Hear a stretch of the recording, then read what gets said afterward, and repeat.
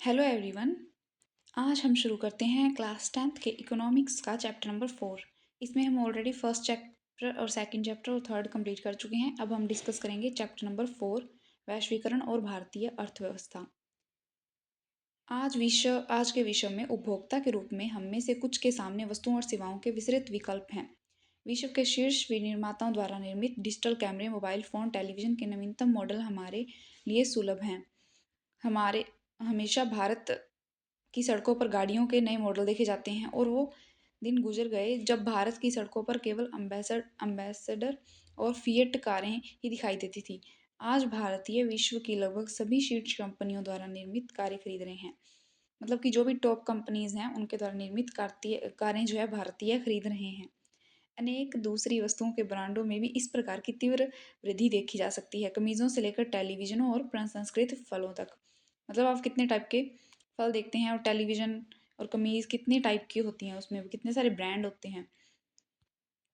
हमारे बाजारों में वस्तुओं के बहुव्यापी विकल्प अपेक्षाकृत नवीन परिघटना है। 2 दशक पहले आपको भारत के बाजारों में वस्तुओं की ऐसी विविधता नहीं मिलेगी। मतलब अगर आप 20 से 30 साल पहले देखें तो बाजार में इतने सारे जो है ब्रांड मौजूद नहीं थे। कुछ ही वर्षों में हमारा बाजार पूर्णतः परिवर्तित हो गया। हम इस तीव्र परिवर्तन को समझ कैसे सकते हैं? ऐसे कौन से कारक हैं जो इन परिवर्तनों को ला रहे हैं? इसके बारे में हम डिस्कस करेंगे। अंतर्देशीय उत्पादन। 20वीं शताब्दी के मध्य तक उत्पादन मुख्यतः देशों की सीमाओं के अंदर ही सीमित था। मतलब भारत में जो सामान बन रहा है वो भारत में ही बनता था, कहीं और से या फिर ज़्यादा कंपनीज वगैरह नहीं थी। इन देशों की सीमाओं को लांघने वाली वस्तुओं में केवल कच्चा माल और खाद्य पदार्थ और तैयार उत्पाद ही था। मतलब अगर कोई बॉर्डर टू बॉर्डर सामान जाता था एक देश से दूसरे देश में, तो वो मोस्टली कच्चा सामान या खाद्य पदार्थ ही होता था, कच्चा माल या खाद्य पदार्थ। भारत जैसे उपनिवेशों से कच्चा माल एवं खाद्य पदार्थ निर्यात होते थे और तैयार वस्तुओं का आयात होता था। व्यापार ही दूरस्थ देशों को आपस में जोड़ने का मुख्य जरिया था।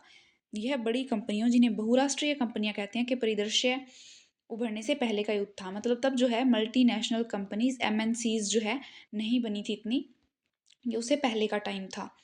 एक बहुराष्ट्रीय कंपनी यानी कि एक एमएनसी, मल्टीनेशनल कंपनी, वह है जो एक से अधिक देशों में उत्पादन पर नियंत्रण अथवा स्वामित्व रखती है। मतलब उसका प्रोडक्शन जो होता है और कंट्रोल या फिर जो स्वामित्व होता है वो एक से अधिक देशों पर होता है।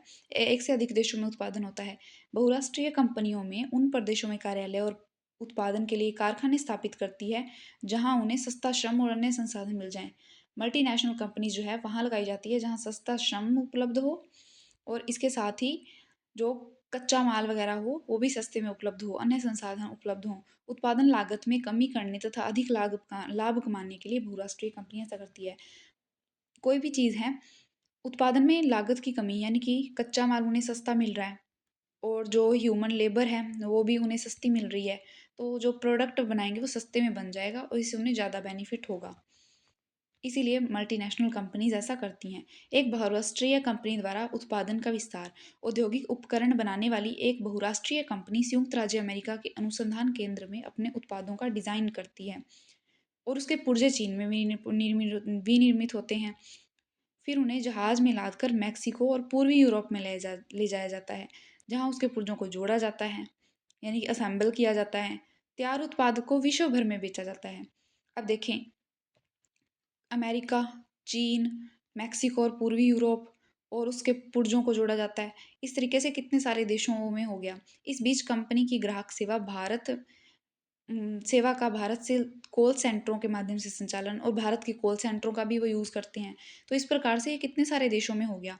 तो इसे कहा जाता है मल्टीनेशनल कंपनीज, जो बहुत सारे देशों में अपना काम करती है और अपना प्रोडक्शन बेचती है, अपना जो प्रोडक्ट बेचती है। यह बेंगलुरु स्थित एक कॉल सेंटर है जो पर्याप्त दूरसंचार सुविधाओं और इंटरनेट से सुसज्जित है।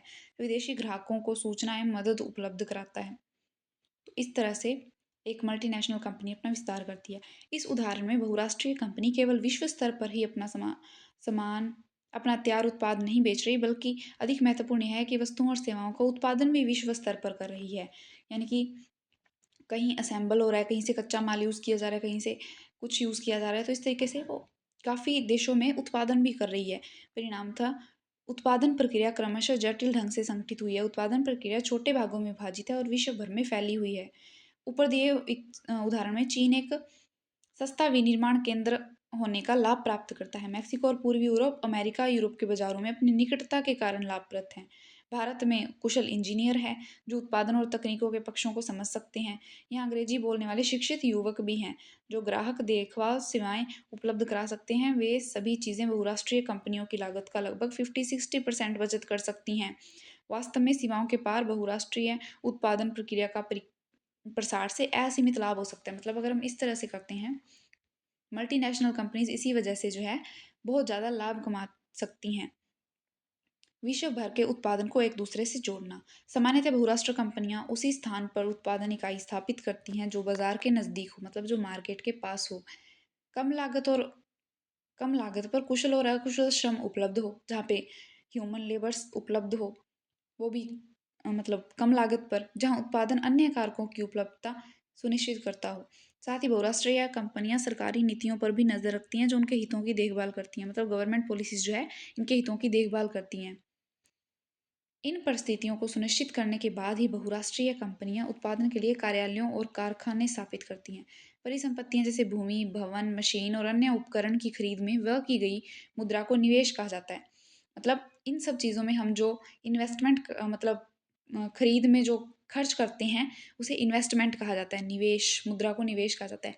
बहुराष्ट्रीय कंपनियों द्वारा किए गए निवेश को विदेशी निवेश कहा जाता है, फॉरेन इन्वेस्टमेंट। कोई भी निवेश इस आशा से किया जाता है कि परिसंपत्तियां लाभ अर्जित करेंगी।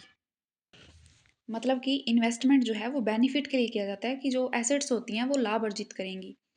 इस तरीके से हम इस कारखाने को दूसरे देश स्थानांतरित कर देंगे और यहाँ पर यह खर्चीला हो गया, मतलब यहाँ पर महंगाई होगी और उस देश में लगाएंगे जहाँ पर ये सस्ता हो जाएगा। ह्यूमन लेबर सस्ती मिलेगी और कच्चा माल सस्ता मिलेगा। विकासशील देशों में उत्पादित जीन्स अमेरिका में 6500 रुपये में बेची जा रही है। इस तरीके से अब एक देश से बनी चीज़ दूसरे देश में बेची जाती है। कभी कभी बहुराष्ट्रीय कंपनियां इन देशों की स्थानीय कंपनियों के साथ संयुक्त उत्पादन करती हैं। संयुक्त उत्पादन से स्थानीय कंपनी को दोहरा लाभ होता है। पहला, बहुराष्ट्रीय कंपनियां अतिरिक्त निवेश के लिए धन प्रदान कर सकती है, जिस जैसे कि तीव्र उत्पादन के लिए मशीनें खरीदने के लिए। दूसरा, बहुराष्ट्रीय कंपनियां उत्पादन की नवीनतम प्रौद्योगिकी अपने साथ ला सकती है, मतलब वो न्यू न्यू टेक्नोलॉजीज अपने साथ ला सकती हैं। लेकिन बहुराष्ट्रीय कंपनियों को निवेश का सबसे आम रास्ता स्थानीय कंपनियों को खरीदना और उसके बाद उत्पादन का प्रसार करना है। अपार संपदा वाली बहुराष्ट्रीय कंपनियां आसानी से कर सकती हैं। उदाहरण के लिए एक बहुत बड़ी अमेरिकी बहुराष्ट्रीय कंपनी कारगिल फूड्स ने पर्क फूड्स जैसी भारतीय कंपनी को खरीद लिया है। मतलब जो बड़ी कंपनीज होती हैं वो छोटी कंपनीज को खरीद लेती हैं। परक फूड्स ने भारत के विभिन्न भागों में एक बड़ा विपणन तंत्र तैयार किया था जहाँ उसके ब्रांड काफ़ी प्रसिद्ध थे। परक फूड्स के 4 तेल शोधक केंद्र भी थे जिस पर अब कारगिल का नियंत्रण हो गया। अब कारगिल 50 लाख पैकेट प्रतिदिन निर्माण क्षमता के साथ भारत के खाद्य तेलों की सबसे बड़ी उत्पादक कंपनी है। वास्तव में कई शीर्षस्थ बहुराष्ट्रीय कंपनियों की संपत्ति विकासशील देशों की सरकार के बजट से भी अधिक होती है। मतलब कुछ कुछ एमएनसीज जो है उनकी जो संपत्ति होती है वो कुछ कंट्रीज़ के जीडीपी, जो जीडीपी होती है फिर बजट होता है ना उससे भी अधिक होती है। तो ये बिल्कुल सही लाइन है। आजकल ऐसे बहुत सारी कंपनीज़ हैं जो कि छोटे छोटे देश हैं, स्मॉल कंट्रीज़ हैं, उनसे बड़ी है उनकी जो परिसंपत्तियाँ, उनका जो संपूर्ण बजट है उनके सरकारों का, उन देशों की सरकारों का, उससे ज़्यादा तो इनकम हो जाती है कुछ मल्टीनेशनल कंपनीज को। आजकल ऐसे बहुत सारे एग्जाम्पल देखने को मिल जाते हैं। बहुराष्ट्रीय कंपनियां नए तरीकों से उत्पादन नियंत्रित करती है। विकसित देशों की बड़ी बहुराष्ट्रीय कंपनियां छोटे उत्पादकों को उत्पादन का ऑर्डर देती हैं। मतलब बड़ी जो एमएनसीज है वो जो स्थानीय स्तर पर जैसे क्षेत्रीय स्तर पर होते हैं उन्हें उत्पादन का ऑर्डर देती हैं और उसके बाद सामान को बेचती हैं। वस्त्र, जूते, चप्पल, खेल का सामान ऐसे उद्योग हैं जहां विश्व भर में बड़ी संख्या में छोटे उत्पादकों द्वारा उत्पादन किया जाता है। मतलब प्रोडक्शन तो छोटे उत्पादक करते हैं, लेकिन जो टैग वह कंपनी का लगा होता है। बहुराष्ट्रीय कंपनियों को इन उत्पादों की आपूर्ति की जाती है, फिर इन्हें अपने ब्रांड नाम से ग्राहकों बेचते हैं।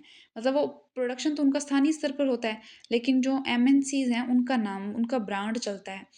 इन बड़ी कंपनियों में दूरस्थ उत्पादकों के मूल्य, गुणवत्ता, आपूर्ति और श्रम शर्तों का निर्धारण करने की प्रचंड क्षमता होती है। इस तरीके से यूज़ करती हैं स्थानीय लेबर का भी।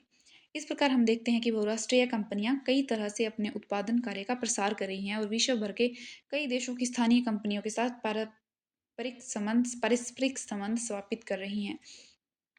स्थानीय कंपनियों के साथ साझेदारी द्वारा आपूर्ति के लिए स्थानीय कंपनियों का इस्तेमाल करके स्थानीय कंपनियों से अधिक निकट प्रतिस्पर्धा करके अथवा उन्हें खरीद कर बहुराष्ट्रीय कंपनियां दूरस्थ स्थानों पर अपना उत्पादन प्रभाव जमा रही हैं। परिणामतः दूर दूर फैला उत्पादन परस्पर संबंधित हो रहा है। मतलब आजकल जो है साझेदारी के द्वारा या फिर आपूर्ति का इस्तेमाल करके आसपास के उत्पादकों से भी वो अपना कनेक्शन बना रहे हैं। विदेश व्यापार और बाजारों का एकीकरण। लंबे समय से विदेश व्यापार विभिन्न देशों को आपस में जोड़ने का मुख्य माध्यम रहा है। इतिहास में आपने भारत और दक्षिण एशिया को पूर्व और पश्चिम के बाजारों से जोड़ने वाले व्यापार मार्गों और इनके मार्गों से उनके बारे में पढ़ा होगा जो व्यापार मार्ग थे। जैसे कि बहुत सारे व्यापार मार्ग होते हैं, जैसे कि मध्य एशिया से होकर जाता है। मध्य एशिया से आपको यह भी याद होगा कि व्यापारिक हितों के कारण ही व्यापारी कंपनियां जैसे कि ईस्ट इंडिया कंपनी भारत की ओर आकर्षित हुई थी। आपको ईस्ट इंडिया कंपनी तो याद ही होगी, जो कि भारत में आई थी व्यापार करने के लिए, लेकिन बाद में उन्होंने अपना प्रशासनिक और राजनीतिक नियंत्रण स्थापित कर लिया था। तो व्यापारिक हितों के कारण ही ये कंपनी है जो आकर्षित हुई थी, और उसी तरीके से बहुत सारी एमएनसीज जो हैं फैसिलिटीज़, लेबर, जो सस्ता लेबर होता है, कच्चा माल, उसकी वजह से आकर्षित होती हैं। आखिरकार विदेशी व्यापार के बुनियादी कार्य क्या हैं? सरल शब्दों में कहा जाए तो विदेश व्यापार घरेलू बाजारों अर्थात अपने देश के बाजारों से बाहर के बाजारों में पहुंचने के लिए उत्पादकों को एक अवसर प्रदान करता है। उत्पादक केवल अपने देश के बाजारों में ही उत्पाद नहीं बेच सकते, बल्कि विश्व के अन्य बाजारों से भी प्रतिस्पर्धा कर सकते हैं।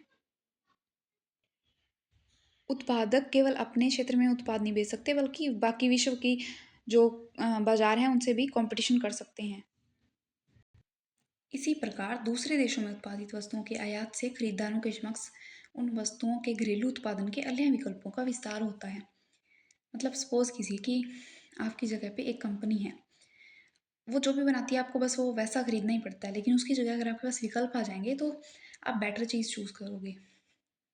इसी तरीके से आपके पास बहुत सारे विकल्प आ जाते हैं। सामान्यतः एक व्यापार के खुलने से वस्तुओं का एक बाजार दूसरे बाजार में आवागमन होता है। बाजार में वस्तुओं के विकल्प बढ़ जाते हैं। दो बाजारों में एक ही वस्तु का मूल्य एक समान होने लगता है। अब दो देशों के उत्पादक एक दूसरे से हजारों मील दूर होकर भी एक दूसरे से प्रतिस्पर्धा कर सकते हैं। इस प्रकार विदेश व्यापार विभिन्न देशों के बाजारों को जोड़ने और एकीकरण करने में सहायक होता है। अब हम देखते हैं मोस्ट इम्पोर्टेंट टॉपिक, वैश्वीकरण क्या है।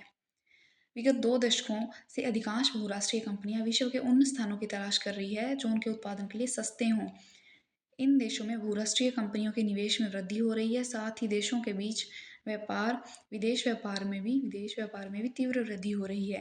विदेश व्यापार का एक भाग बहुराष्ट्रीय कंपनियों द्वारा नियंत्रित होता है। भारत में जैसे फोर्ड फोर्ड मोटर्स का कार संयंत्र केवल भारत के लिए ही कारों का निर्माण नहीं करता, बल्कि अन्य विकासशील देशों को कारें और विश्व भर के कारखानों के लिए कार पुर्जों का निर्यात भी करता है।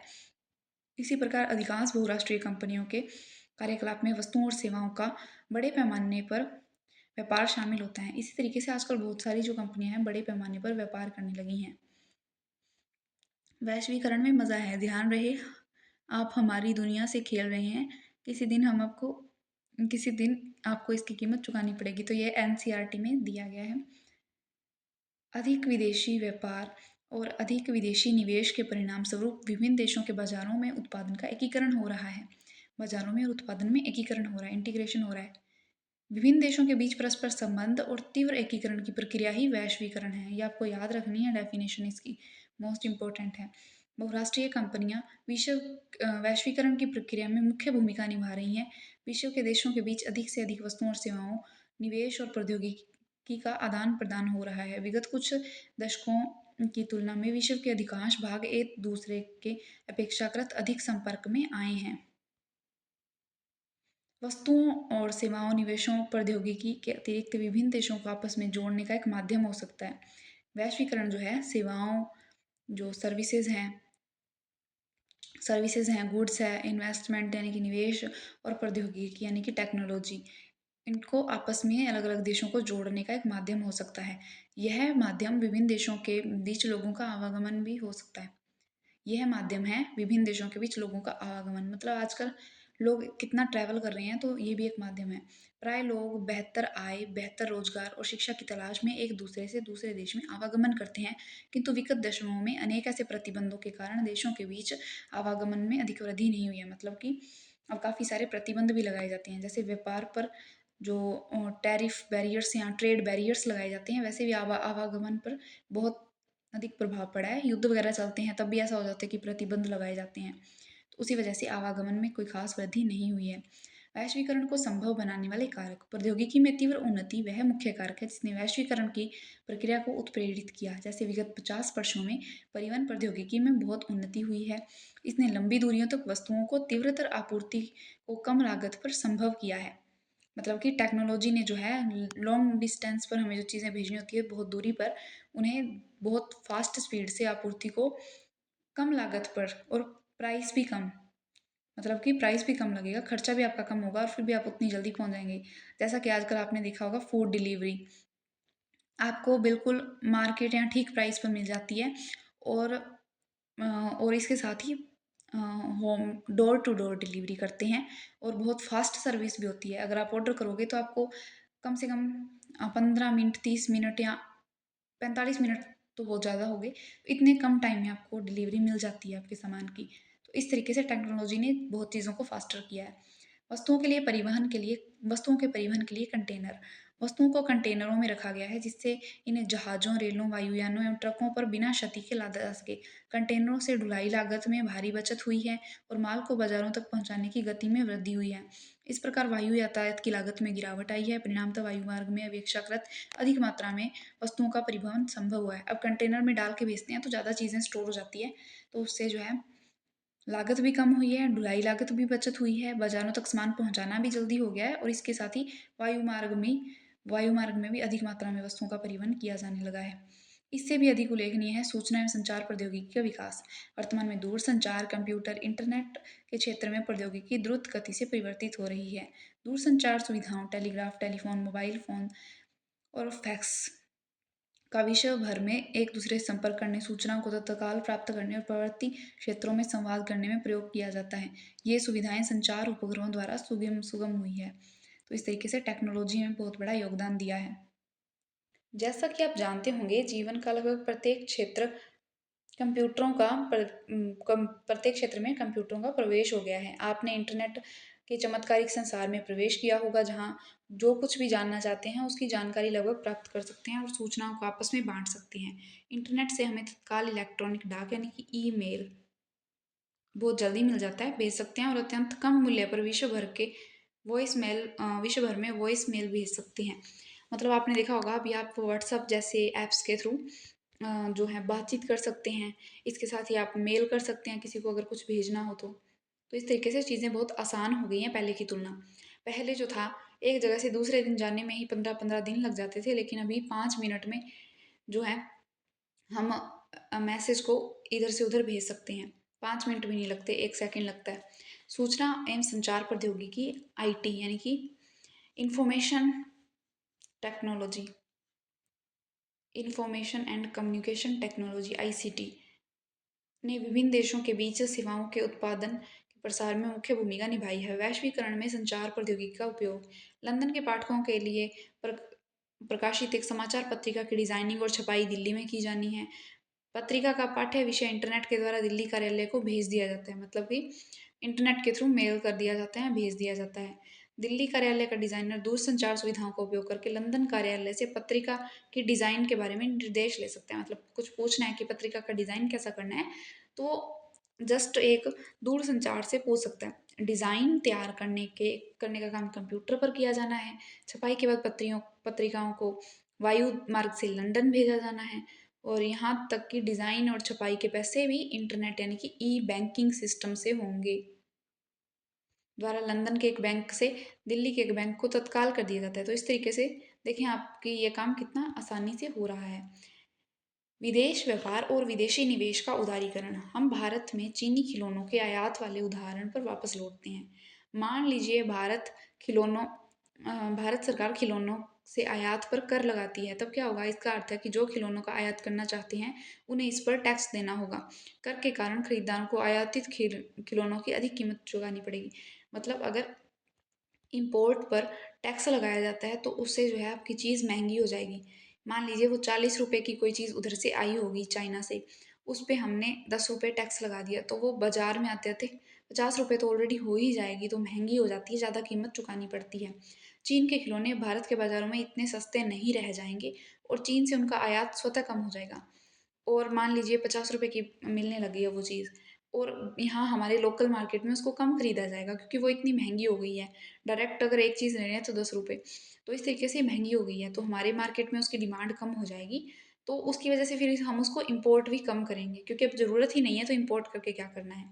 भारत के खिलौना निर्माता अधिक समृद्ध हो जाएँगे और फिर हम भारत में जो खिलौना बना रहे हैं वो 40 रुपए में ही दे रहे हैं, तो हम वही ही परचेज़ करेंगे। तो इस तरीके से अगर किसी पे इम्पोर्ट के ऊपर टैक्स लगाया जाता है तो उससे चीज़ महंगी हो जाती है और बाद में उसका आयात कम हो जाता है। आयात पर कर व्यापार अवरोधक का एक उदाहरण है। इसे अवरोधक इसलिए कहा गया है क्योंकि यहाँ कुछ प्रतिबंध लगाता है। जो टैक्स लगता है इम्पोर्ट पर, वो टैक्स बैरियर का एक एग्जाम्पल है। मतलब बहुत सारे तरीके से टैक्स बैरियर लगाए जाते हैं, तो इसके साथ ही कुछ प्रतिबंध लगाए जाते हैं जिसकी वजह से इसे टैक्स बैरियर कहा जाता है और ट्रेड बैरियर कहा जाता है, व्यापार अवरोधक।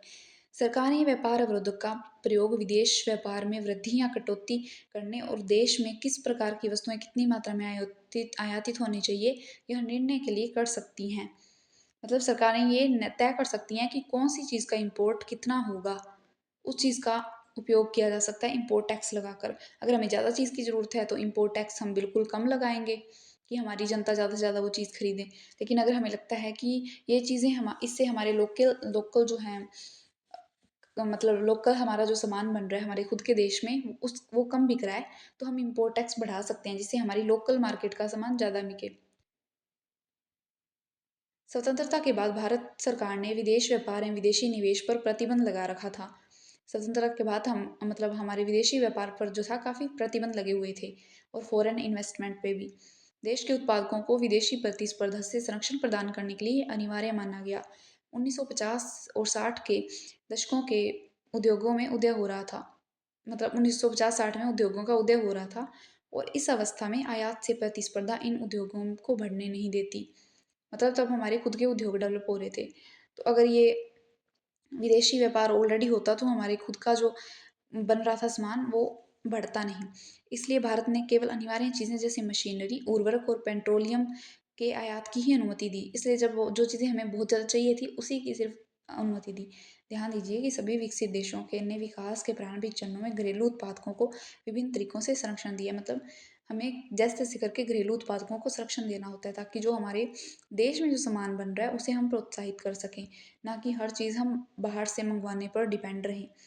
भारत ने करीब 1991 के प्रारंभ से नीतियों में कुछ दूरगामी परिवर्तन किए हैं। सरकार ने निश्चय किया कि भारतीय उत्पादकों के लिए विश्व के उत्पादकों से प्रतिस्पर्धा करने का समय आ गया है। 1991 में जब हमारे खुद के उद्योग डेवलप हो चुके थे ऑलमोस्ट, तो सरकार ने सोचा कि अब हमें वर्ल्ड से कम्पीट करने की ज़रूरत है। तो यह महसूस किया गया कि प्रतिस्पर्धा से देश के उत्पादकों के प्रदर्शन में सुधार होगा। मतलब जब कॉम्पिटिशन बढ़ेगा तो प्रदर्शन जो है उत्पादकों का उसमें सुधार होगा क्योंकि उससे गुणवत्ता में सुधार करना होगा। मान लीजिए कोई विदेश से चीज़ आई है वो 40 रुपए की है लेकिन उसकी क्वालिटी बहुत अच्छी है, लेकिन वही इंडिया की चीज़ 50 रुपए की है लेकिन उसकी क्वालिटी बहुत ख़राब है। तो इस वजह से ये अपना प्राइस भी कम करेंगे जो इंडिया के हैं और क्वालिटी में भी सुधार करेंगे। इस तरीके से गुणवत्ता में सुधार होता है। इस निर्णय का प्रभावशाली अंतर्राष्ट्रीय संगठनों ने समर्थन किया। अतः विदेश व्यापार एवं विदेशी निवेश से अवरोधों को काफ़ी हद तक हटा दिया गया। इसका अर्थ है कि वस्तुओं का आयात निर्यात सुगमता कैसे किया जा सकता था। विदेशी कंपनियां यहाँ अपने कार्यालय और कारखाने स्थापित कर सकती थी। बाद में हमने जो बैरियर्स लगा रखे थे, ट्रेड बैरियर्स, उसको हटा दिया और अलाउ कर दिया विदेशी निवेश और विदेशी की जो कंपनियां थी उनको। सरकार द्वारा अवरोधों प्रतिबंधों को हटाने की प्रक्रिया उदारीकरण के नाम से जानी जाती है। आपको याद रखना है, ये मोस्ट इम्पोर्टेंट है कि जो जब गवर्नमेंट जो है विदेशी चीज़ों पर प्रतिबंध या विदेशी व्यापार पर, ट्रेड पर प्रतिबंध हटा देती है तो उसे जो है उदारीकरण बोला जाता है। व्यापार के उदारीकरण से व्यवसायियों को मुक्त रूप से निर्णय लेने की अनुमति मिली है कि वे क्या आयात निर्यात करना चाहते हैं। सरकार पहले की तुलना में कम नियंत्रण रखती है। मतलब अब जो है सरकार उदार हो जाती है, वो कम नियंत्रण रखती है, तो इसे ही बोला जाता है उदारीकरण। अब है विश्व व्यापार संगठन, मोस्ट इम्पोर्टेंट टॉपिक है ये। हमने देखा कि बहुत कुछ प्रभावशाली अंतर्राष्ट्रीय संगठनों ने भारत में विदेश विदेश व्यापार और विदेशी निवेश के उदारीकरण का समर्थन किया।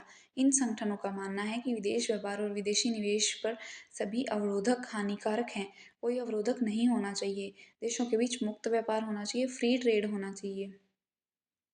और विश्व के सभी देशों को अपनी नीतियाँ उदार बनानी चाहिए, मतलब उदारीकरण करना चाहिए, अपनी अर्थव्यवस्था को खोलना चाहिए, ताकि ज़्यादा से ज़्यादा कंपनियाँ जो है उस अर्थव्यवस्था में आ सकें और जो है विश्व बाजार के साथ जुड़ सके। WTO एक ऐसा संगठन है, यानी कि वर्ल्ड ट्रेड ऑर्गेनाइजेशन एक ऐसा संगठन है जिसका ध्येय अंतर्राष्ट्रीय व्यापार को उदार बनाना है। विकसित देशों की पहल पर शुरू किया गया विश्व व्यापार संगठन अंतर्राष्ट्रीय व्यापार से संबंधित नियमों को निर्धारित करता है। मतलब कि ये इंटरनेशनल ट्रेड के जो रूल्स होते हैं उनको रेगुलेट करता है और यह देखता है कि नियमों का पालन हो।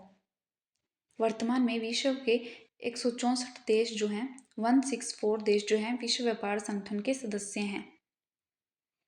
यद्यपि विश्व व्यापार संगठन सभी देशों को मुक्त व्यापार की सुविधा देता है, परंतु व्यवहार में देखा गया कि विकसित देशों ने अनुचित ढंग से व्यापार अवरोधकों को बरकरार रखा है। मतलब कि जो डेवलप्ड कंट्रीज़ हैं, जो ऑलरेडी विकास कर चुकी हैं, मतलब काफ़ी रिच कंट्रीज़ हैं, उन्होंने गलत तरीके से व्यापार अवरोधकों को बरकरार रखा है। मतलब वो अभी भी जो ट्रेड बैरियर्स हैं उनको बना के रखती हैं। दूसरी ओर विश्व व्यापार संगठन के नियमों ने विकासशील देशों के व्यापार अवरोधों को हटाने पर विवश किया है। मतलब जो छोटी कंट्रीज़ हैं, पुअर कंट्रीज़ हैं या मिडिल जो इनकम वाली कंट्रीज़ हैं, विकासशील देश डेवलपिंग कंट्रीज़, उनके अवरोधों को हटाने के लिए उनको विवश किया गया है विश्व व्यापार संगठन द्वारा। इसका एक उदाहरण कृषि उत्पादों के व्यापार पर वर्तमान बहस है। मतलब कि अभी जो है कृषि उत्पादों पर बहस चलती रहती है, या फिर ऐसी भी और भी बहुत सारे जो कंट्रीज़ हैं, जो छोटी कंट्रीज़ हैं, वो ऐसे आरोप लगाती रहती हैं कि WTO जो है उनको फोर्स किया गया है कि वो ट्रेड बैरियर्स हटा दे, लेकिन जो बड़ी कंट्रीज़ हैं वो ऐसा नहीं करती, वो ट्रेड बैरियर्स बरकरार रखती है। व्यापार व्यवहारों में वाद विवाद। भारत में अधिकांश रोजगार सकल घरेलू उत्पाद का महत्वपूर्ण भाग कृषि क्षेत्र प्रदान करता है। इसकी तुलना में विकसित देशों में जैसे अमेरिका का सकल घरेलू उत्पाद कृषि का हिस्सा मात्र 1% और कुल रोजगार में 0.5% है। फिर भी अमेरिका के क्षेत्र में कार्यरत इतने कम प्रशिक्षित लोग भी अमेरिकी सरकार से उत्पादन और दूसरे देशों से निर्यात करने के लिए बहुत अधिक धनराशि प्राप्त करते हैं। इन भारी धनराशि के कारण अमेरिकी किसान अपने कृषि उत्पादों को असाधारण रूप से कम कीमत पर बेच सकते हैं और अधिशेष कृषि उत्पादों को दूसरे बाजारों में कम कीमत पर बेचा जाता है। इन देशों में कृषकों को बुरी तरह से जो इन देशों में कृषकों को बुरी तरह से प्रभावित करते हैं। मतलब अमेरिका का जो है वो बाकी जो कंट्रीज़ में है, जो कृषि उत्पाद हैं उनको सस्ता करके बेचता है। अब ऑब्वियसली मान लीजिए कोई कंट्री ए है, वहाँ पे जो चीज़ है 20 रुपए की मिल रही है, लेकिन अमेरिका जो है उसको 5 रुपए में प्रोवाइड करा रहा है, तो वो हर कोई जो है इसी चीज़ को खरीदेगा क्योंकि वो सस्ती है। इसी वजह से यहाँ का जो लोकल घरेलू उत्पादन होगा वो प्रभावित होगा, और इस तरीके से जो ऐसे देश होते हैं कृषकों को उन वहाँ के कृषकों को ये चीज़ प्रभावित करती है।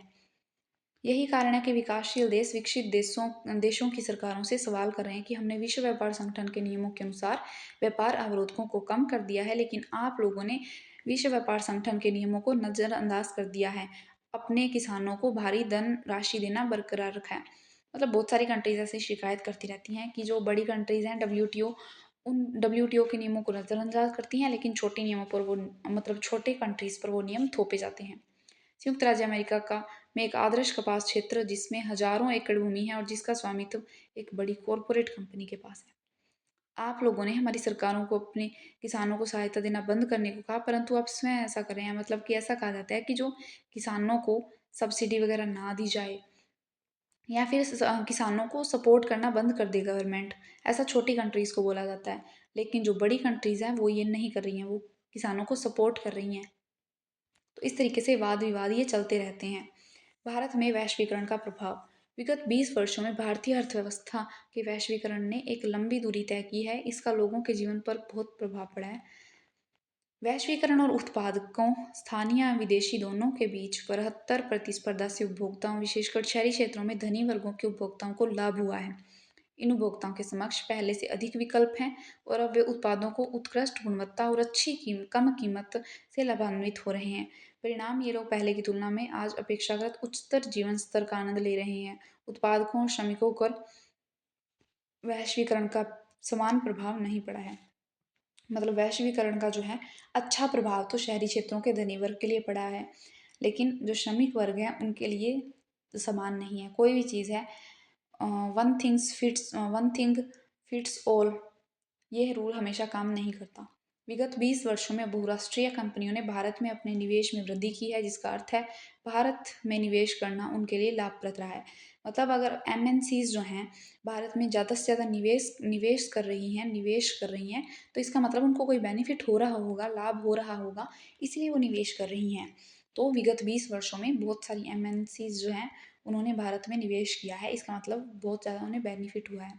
बहुराष्ट्रीय कंपनियों ने शहरी इलाकों के उद्योगों जैसे सेलफोन, मोटर गाड़ी, इलेक्ट्रॉनिक उत्पादों, ठंडे पेय पदार्थों और जंक पदार्थों बैंकिंग जैसी सेवाओं के निवेश में रुचि दिखाई है। इन उत्पादों से अधिकांश खरीदार संपन्न वर्ग के लोग हैं और इन उद्योगों में सेवाओं के नए रोजगार भी उत्पन्न हुए हैं। मतलब रिच वर्ग को तो काफ़ी बेनिफिट हुआ है, लेकिन हर किसी के लिए जो लाभ है वो समान नहीं होता। साथ ही इन उद्योगों को कच्चे माल इत्यादि की आपूर्ति करने वाली स्थानीय कंपनियां समृद्ध हुई हैं।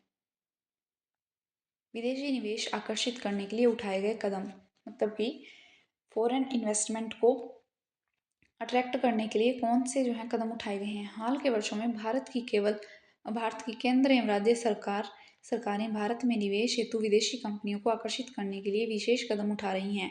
औद्योगिक क्षेत्रों, जिन्हें विशेष आर्थिक क्षेत्र यानी कि स्पेशल इकोनॉमिक जोन्स कहा जाता है, इनकी स्थापना की जा रही है। यहाँ जो है स्पेशल फैसिलिटीज़ प्रोवाइड कराई जाती है कंपनीज वगैरह को, और बहुत सारे SEZ का निर्माण किया जा रहा है। इसके साथ ही आपने सुना होगा गुजरात में गिफ्ट सिटी भी बनाई जा रही है। तो इस तरीके से ये स्पेशल प्रकार के एरिया होते हैं, स्पेशल इकोनॉमिक जोन, जहाँ पे स्पेशल फैसिलिटीज़ प्रोवाइड कराई जाती हैं। विशेष आर्थिक क्षेत्रों में विश्व स्तरीय सुविधाएं जैसे बिजली, पानी, सड़क परिवहन, भंडारण, मनोरंजन, शैक्षिक सुविधाएं उपलब्ध होनी चाहिए। जो SEZ होते हैं, स्पेशल इकोनॉमिक जोन, विशेष आर्थिक क्षेत्र, यहाँ पे ये सारी सुविधाएं होनी चाहिए। विशेष आर्थिक क्षेत्र में उत्पादन इकाइयां स्थापित करने वाली कंपनियों को आरंभिक 5 वर्षों में कोई टैक्स भी नहीं देना पड़ता। मतलब जब ये SEZ में जो उत्पादन इकाइयां होती है और वो कंपनियां होती है जो उत्पादन इकाइयां स्थापित करती हैं, उन कंपनियों को कोई टैक्स भी नहीं देना पड़ता। मतलब एक तो टैक्स फ्री और इतनी सारी सुविधाएं भी। तो इसका मतलब ये विदेशी निवेश को अट्रैक्ट करने के लिए है कि ज़्यादा से ज़्यादा लोग वहाँ पे आकर इन्वेस्टमेंट करेंगे। विदेशी निवेश को आकर्षित करने हेतु सरकार ने श्रम कानूनों में भी लचीलापन दिया है। संगठित क्षेत्र की कंपनियों को कुछ नियमों का अनुपालन करना पड़ता है, जिसका उद्देश्य श्रमिक अधिकारों का संरक्षण करना है। हाल के वर्षों में सरकार ने कंपनियों को अनेक नियमों से छूट देने की अनुमति दी है। मतलब जो संगठित क्षेत्र होता है, ऑर्गेनाइज सेक्टर, वहाँ पे बहुत सारे रूल्स रेगुलेशन होते हैं जिनके थ्रू कंपनियां चलती हैं, और श्रमिक अधिकार होते हैं, लेकिन उनमें भी सरकार ने जो है रियायतें दी है, उनको भी लिबरल किया है। अब नियमित आधार पर श्रमिकों को रोजगार देने के बजाय कंपनियों में जब काम का अधिक दबाव होता है तो लोचदार ढंग से छोटी अवधि के लिए श्रमिकों को कार्य पर रखती हैं। मतलब ऐसा रूल हो गया कि जब उनको ज़रूरत हो तब वो काम पर रखते हैं। कंपनी की श्रम लागत में कटौती करने के लिए ऐसा किया जाता है। फिर भी विदेशी कंपनियां अभी भी संतुष्ट नहीं है और श्रम कानूनों में और अधिक लचीलेपन की मांग कर रही है। इतना सब कुछ लिबरल कर देने के बाद, इतनी छूट देने के बाद भी जो है बहुत सारी कंपनियां अभी खुश नहीं हैं श्रम लागत से। उन्हें और भी ज़्यादा छूट चाहिए। इससे अगर और भी ज़्यादा छूट होगी तो यहाँ के जो स्थानीय श्रमिक हैं उनको तो बहुत ज़्यादा नुकसान होगा, वो फिर बहुत ज़्यादा निम्न स्तर में जिएंगे। दूसरा, अनेक शीर्ष कंपनियों बढ़ी हुई प्रतिस्पर्धा से लाभान्वित हुई हैं। इन कंपनियों ने नवीनतम प्रौद्योगिकी और उत्पादन प्रणाली में निवेश किया है और उत्पादन मानकों को ऊंचा उठाया है। कुछ ने विदेशी कंपनियों के साथ सफलतापूर्वक सहयोग से लाभ अर्जित किया है। इससे आगे वैश्वीकरण ने कुछ बड़ी कंपनियों को बहुराष्ट्रीय कंपनियों के रूप में उभरने के योग्य बनाया है। टाटा मोटर्स, इंफोसिस, इंफोसिस के बारे में आपने सुना होगा, रैनबैक्सी और एशियन पेंट्स जो है उसका भी सुना होगा, सुंदरम फॉस्टनर्स, नट एंड बोल्ट। ऐसी कुछ भारतीय कंपनियां हैं जो विश्व स्तर पर क्रियाकलापों का प्रसार कर रही है। ये सब जो है अभी विश्व स्तर पर काम कर रही हैं, मतलब इनका जो है काफ़ी विकास हुआ है। वैश्वीकरण ने सेवा प्रदाता कंपनियों, विशेषकर सूचना और संचार प्रौद्योगिकी वाली कंपनियों के लिए नए अवसरों का सृजन किया है। मतलब कि जो आईटी सेक्टर के लिए नए अवसरों का सृजन किया है। भारतीय कंपनी द्वारा लंदन स्थित कंपनी के लिए पत्रिका का प्रकाशन और कॉल सेंटर इसके उदाहरण है। मतलब भारत में ऐसे बहुत सारे कॉल सेंटर हैं। इसके अतिरिक्त आंकड़ा प्रविष्टि, डाटा एंट्री, लेखाकरण, प्रशासनिक कार्य, इंजीनियर जैसी कई सेवाएं भारत जैसे देशों में अब सस्ते में उपलब्ध हैं और विकसित देशों को निर्यात की जाती है। मतलब ऐसी बहुत सारी सर्विसेज जो हैं डाटा एंट्री और प्रशासनिक कार्य, इंजीनियरिंग। हमारे जो इंजीनियर हैं, आपने देखा होगा, वो विदेशों में जाके विदेशों में उनका निर्यात किया जाता है, विदेशों में वो काम करते हैं कंपनीज में। इस तरीके से सर्विसेज का भी आदान प्रदान होने लगा है। छोटे उत्पादक, प्रतिस्पर्धा करूं या नष्ट हो जाऊं। वैश्वीकरण ने बड़ी संख्या में छोटे उत्पादकों और श्रमिकों के लिए बड़ी चुनौतियां खड़ी कर दी है। मतलब कि बड़ी कंपनीज आती हैं, मल्टीनेशनल कंपनीज, वो सस्ते में सामान प्रोवाइड कराती हैं, और उनके सामान पर अगर कोई टैक्स भी नहीं होता तो वो ऑब्वियसली सस्ती होंगी। तो इससे जो है छोटे जो उत्पादक हैं और श्रमिक हैं उनको काफ़ी नुकसान हुआ है। बैटरी संधारित प्लास्टिक, खिलौने, टायर, डेयरी उत्पाद एवं खाद्य तेल के उद्योग ऐसे उदाहरण हैं जहाँ प्रतिस्पर्धा के कारण छोटे विनिर्देशों और विनिर्माताओं पर बड़ी मार पड़ी है। कई इकाइयां बंद हो गई है, जिसके चलते अनेक श्रमिक बेरोजगार हो गए हैं। भारत में लघु उद्योगों में कृषि के बाद सबसे अधिक श्रमिक, यानी कि 2 करोड़ नियोजित हैं। तो इससे जो है छोटे जो श्रमिक वगैरह हैं, उत्पादक हैं, उनको काफ़ी नुकसान हुआ है। फिर है बढ़ती प्रतियोगिता। रवि को यह अपेक्षा नहीं थी कि उसे उद्योगपति के रूप में अपने जीवन की छोटी अवधि में संकट का सामना करना पड़ेगा। रवि ने 1992 में तमिलनाडु के औद्योगिक शहर होसुर में संधारित्रों का निर्माण करने वाली एक कंपनी शुरू करने के लिए बैंक से ऋण लिया था। संधारित्रों ने इस्तेमाल ट्यूबलाइट, टेलीविजन सहित अनेक घरेलू इलेक्ट्रॉनिक उपकरणों में होता है। संधारित्रों का इस्तेमाल 3 वर्षों के भीतर वह अपने उत्पादन का विस्तार करने में सक्षम हो गया। उसकी कंपनी में 20 कर्मचारी काम करने लगे। अपनी कंपनी चलाने में उसका संघर्ष तब प्रारंभ हुआ जब सरकार ने 2001 में विश्व संगठन समझौते के अनुसार संधारित्रों के आयात पर से प्रतिबंधों को हटा दिया। उसके मुख्य ग्राहकों में टेलीविजन कंपनियां थी, जो टेलीविजन सेटों का निर्माण करने के लिए संधारित्रों सहित कुछ पुर्जे जो है थोक में खरीदती और टेलीविजन सेटों का निर्माण करती थी। अब बहुराष्ट्रीय कंपनीज जो उनके लिए लिबरल कर दिए गए रूल्स, तो उसका कंपटीशन बढ़ गया।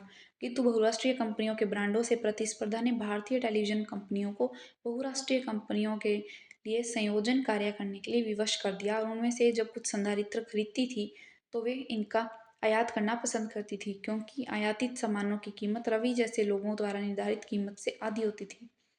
अब रवि 2000 में निर्मित संधारित्रों से आधे से भी अधिक संधारित्रों का निर्माण करता है। मतलब इससे जो है उसको काफ़ी नुकसान हुआ। पहले जब रूल्स लिबरल नहीं थे तो उसकी जो कंपनी से सामान खरीदा जाता था, संधारित्र खरीदे जाते थे, लेकिन अब जो है जब से रूल्स लिबरल हुए हैं, मल्टीनेशनल कंपनीज आ गई हैं वहाँ, तो उससे उसे नुकसान हुआ है। और 7 श्रमिक काम कर रहे हैं, पहले 20 कर रहे थे और अब केवल 7 कर रहे हैं। रवि ने के अनेक दोस्तों ने जो हैदराबाद और चेन्नई में इसी में व्यवसाय थे, उन्होंने अपनी इकाइयां बंद कर दी हैं। मतलब कि रवि जो था वो एक छोटा उत्पादक था, तो इसी वजह से उसे नुकसान हुआ। उसे अपनी उसकी कंपनी में बहुत नुकसान हुआ, केवल 7 लोग काम करने रह गए, और उसके दोस्त जो थे वही काम करते थे, उन्होंने तो अपनी इकाइयां बंद ही कर दी। तो इसी वजह से प्रतिस्पर्धा के कारण जो स्थानीय जो छोटे श्रमिक या उत्पादक होते हैं वो प्रभावित होते हैं। प्रतिस्पर्धा और अनिश्चित रोजगार। वैश्वीकरण और प्रतिस्पर्धा के दबाव ने श्रमिकों के जीवन को व्यापक रूप से प्रभावित किया है। बढ़ती प्रतिस्पर्धा के कारण अधिकांश नियोक्ता इन दिनों श्रमिकों को रोजगार देने में लचीलापन पसंद करते हैं, अर्थात इसका अर्थ है श्रमिकों का रोजगार अब सुनिश्चित नहीं है। मतलब जब उनको काम की ज़रूरत होती है तब वो उन्हें काम पर रखते हैं और बाद में बाकी समय में हटा देते हैं। तो अभी रोजगार सुनिश्चित नहीं है। वस्त्र निर्यात फैक्ट्री में महिला श्रमिक। यद्यपि वैश्वीकरण ने महिलाओं के लिए काम के अवसर प्रदान किए हैं, परंतु रोजगार की स्थितियां यह प्रदर्शित करती हैं कि महिलाओं को लाभ में भागीदारी समुचित रूप से नहीं मिली है। मतलब महिलाओं को अभी भी लाभ में भागीदारी नहीं मिली है। अमेरिका और यूरोप में वस्त्र उद्योग की बहुराष्ट्रीय कंपनियां भारतीय निर्यातकों को वस्तुओं की आपूर्ति के लिए ऑर्डर देती हैं। विश्वव्यापी नेटवर्क से युक्त बड़ी बहुराष्ट्रीय कंपनियां लाभ को अधिकतम करने के लिए सबसे सस्ती वस्तुएं खोजती हैं। इन बड़े ऑर्डरों को प्राप्त करने के लिए भारतीय वस्त्र निर्यातक अपनी लागत कम करने की कड़ी कोशिश करते हैं। मतलब जो है मल्टीनेशनल कंपनीज जो हैं वो सस्ते में अपनी वस्तुएं बेचती है। मान लीजिए वो 100 रुपये में बेच रही है, तो अपना जो है अपने भारतीय वस्त्र निर्यातक जो है वो उसको 80 रुपये में बेचेगा, या फिर कम से कम उतने में बेचेगा कि उसका जो खर्च निकल जाए और उसे थोड़ा बहुत लाभ भी हो जाए। तो मान लीजिए वो 60 में बेच रहा है, तो वो कड़ी कोशिश कर रहे हैं कि वो सस्ता करके बेचें और लोग उनसे ज़्यादा से ज़्यादा सामान खरीदें।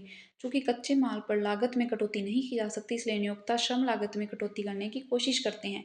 जहाँ पहले कारखाने श्रमिकों को स्थायी आधार पर रोजगार देते थे, वहीं वे अब अस्थायी रोजगार देते हैं और श्रमिकों को वर्ष भर वेतन ना देना पड़े। मतलब श्रमिकों को पूरा साल नहीं रखते कि कहीं उन्हें पूरे मतलब वर्ष भर वेतन ना देना पड़े। जब उन्हें काम की ज़्यादा ज़रूरत होती है तब रखते हैं। श्रमिकों को बहुत लंबे कार्य घंटों तक काम करना पड़ता है। अत्यधिक मांग की अवधि में नियमित रूप से रात में भी काम करना पड़ता है। मतलब नाइट शिफ्ट्स भी लगानी पड़ती हैं। मजदूरी काफ़ी कम होती है और श्रमिक अपनी रोजी रोटी के लिए अतिरिक्त समय में काम करने के लिए विवश हो जाते हैं। इसकी वजह से जो है मजदूरी बहुत कम होती है और उनको एक्स्ट्रा टाइम ओवर टाइम काम करना पड़ता है, जिसकी वजह से उन पे बहुत इफेक्ट पड़ता है। हालांकि वस्त्र निर्यातकों के बीच प्रतिस्पर्धा से बहुराष्ट्रीय कंपनियों को अधिक लाभ कमाने में मदद मिली है, परंतु वैश्वीकरण के कारण मिले लाभ में श्रमिकों को न्याय संगत हिस्सा नहीं मिला। मतलब कि एमएनसीज को जो है बहुत ज़्यादा बेनिफिट हुआ है, लेकिन उससे जो है श्रमिक काफ़ी प्रभावित हो रहे हैं बुरे तरीके से, और जो छोटे उत्पादन करता है। कार्य परिस्थितियां और श्रमिकों की कठिनाइयां भारत के अनेक औद्योगिक इकाइयों और सेवाओं में सामान्य बात हो गई हैं। आज अधिकांश श्रमिक जो है असंगठित क्षेत्र में नियोजित हैं। यही नहीं, संगठित क्षेत्र में कार्य परिस्थितियां असंगठित क्षेत्र के समान होती जा रही हैं। मतलब कि जो ऑर्गेनाइज सेक्टर है वो भी असंगठित क्षेत्र के जैसे काम करने लगा है। न्याय संगत वैश्वीकरण के लिए संघर्ष। उपयुक्त प्रमाण यह संकेत देते हैं कि वैश्वीकरण सभी के लिए लाभप्रद नहीं है सभी के लिए लाभप्रद। ये बिल्कुल लाइन सही है। शिक्षित, कुशल और संपन्न लोगों को वैश्वीकरण से अवसर मिले हैं, उन्हें लाभ हुआ है। दूसरी ओर अनेक लोगों को लाभ में हिस्सा नहीं मिला है। क्योंकि वैश्वीकरण अब एक सच्चाई है, तो वैश्वीकरण को अधिक न्याय संगत बनाया जाना चाहिए। न्याय संगत वैश्वीकरण सभी के लिए अवसर प्रदान करेगा और यह सुनिश्चित करेगा कि वैश्वीकरण में लाभ जो होगा, बेनिफिट होगा, उसमें सभी की भागीदारी हो। मतलब कि न्याय संगत वैश्वीकरण क्या है, जिसमें सभी को बेनिफिट हो, ना कि सिर्फ संपन्न और कुशल लोगों को। इसमें जो छोटे श्रमिक हैं, जो उत्पादक हैं छोटे, उनको भी बेनिफिट होना चाहिए। सरकार इसे संभव बनाने की महत्वपूर्ण भूमिका निभा सकती है।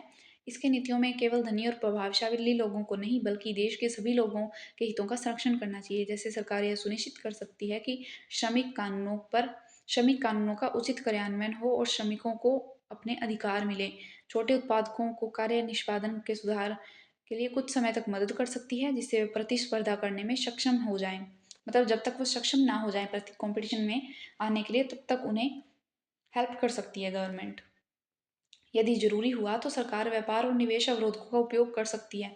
मतलब कि अभी भी गवर्नमेंट जो है ट्रेड बैरियर्स लगा सकती है अपने स्थानीय जो श्रमिक और उत्पादक हैं उनको प्रोटेक्ट करने के लिए।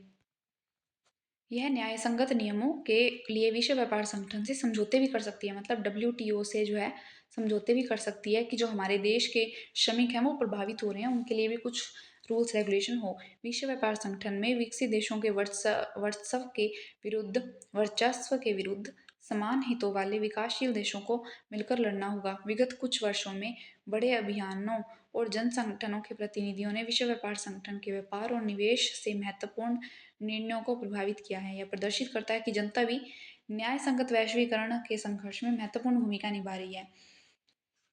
बड़े बड़े कुछ अभियान हुए हैं, जन संगठनों ने प्रतिनिधित्व किया। इसका मतलब है कि जो न्याय संगत वैश्वीकरण है वो सभी की डिमांड है, सभी को उससे लाभ होना चाहिए। तो सारांश क्या है चैप्टर का? हमने वैश्वीकरण की वर्तमान अवस्था का अध्ययन किया। वैश्वीकरण विभिन्न देशों के बीच तीव्र एकीकरण की प्रक्रिया या अधिकाधिक विदेशी निवेश और विदेशी व्यापार के द्वारा संभव हो रहा है। बहुराष्ट्रीय कंपनियां वैश्वीकरण की प्रक्रिया में महत्वपूर्ण भूमिका निभा रही हैं, जहां अधिक से अधिक बहुराष्ट्रीय कंपनियां विश्व के उन स्थानों की खोज कर रही हैं जो उत्पादन के लिए सस्ते हों और उत्पादन कार्य जटिल ढंग से संगठित किया जा रहा है।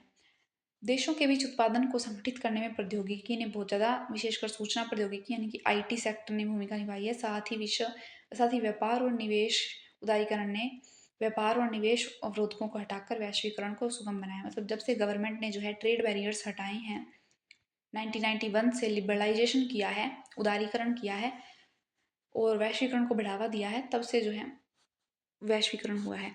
अंतर्राष्ट्रीय स्तर पर विश्व व्यापार संगठन ने व्यापार और निवेश पर उदारीकरण के लिए विकासशील देशों पर दबाव डाला है। मतलब जो छोटी पुअर कंट्रीज हैं, मिडिल जो इनकम कंट्रीज हैं, उन पे जो है दबाव डाला जाता है डब्ल्यूटीओ के द्वारा। जबकि जो डेवलप्ड कंट्रीज हैं जो जबकि जो डेवलप्ड कंट्रीज हैं वो उनके रूल्स नहीं मानती हैं। इससे जो धनी उपभोक्ता और कुशल और शिक्षित लोग लाभान्वित हुए हैं। न्याय संगत वैश्वीकरण जो है सबके लिए अवसरों का सृजन करेगा और सुनिश्चित करेगा कि सभी लोगों की उसके बेनिफिट में भागीदारी हो। तो ये था हमारा चैप्टर जिसमें हमने वैश्वीकरण की बात की और इसके साथ ही हमने उदारीकरण को समझा कि कैसे उदारीकरण ने वैश्वीकरण को बढ़ावा दिया और जो हमारे स्थानीय श्रमिक हैं और स्थानीय उत्पादक हैं उनको कैसे प्रभावित किया। तो ये सब कुछ हमने देखा। आई होप आपको समझ आया होगा। Thank you so much.